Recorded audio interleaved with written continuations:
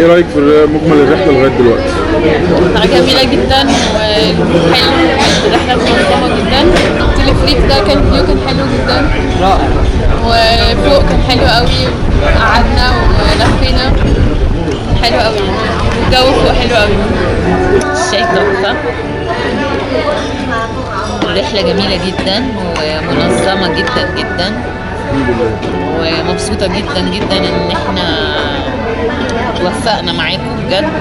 قد ما انا كنت متخوفة عشان اول مرة اطلع كده من غير ما ابقى عارفة حد، وبقيت خايفة جدا وانا في المطار، بقيت متوترة جدا انه ما يبقاش في حجز او التيكتس تبقى في مشكلة.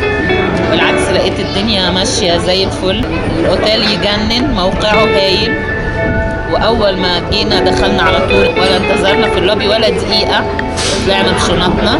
كل حاجة جميلة بصراحة، حتى يعني كان برضو الناس قعدوا يقولوا لنا الأكل وحش وكده، لا انتوا وديتونا أماكن حتى قدرنا إن احنا نتبسط في الأكل جدا. الفيو في كل حاجة حلوة قوي.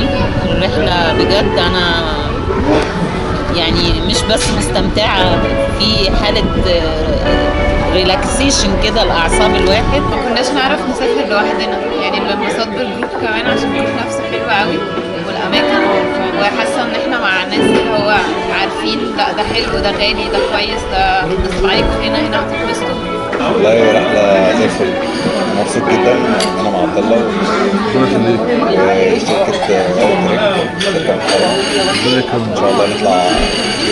ايه رايك في تنظيم الفندق؟ لا تنظيم زي الفل والله. الحمد لله. 10 على 10.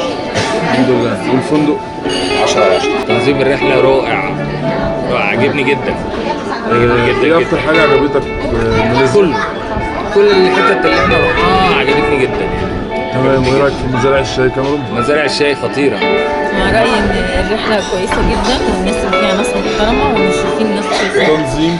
تنظيم فول ممتاز. الحمد لله. تجنن حلو جدا، شوفنا حاجات عمرنا مش شفناها. والتنظيم؟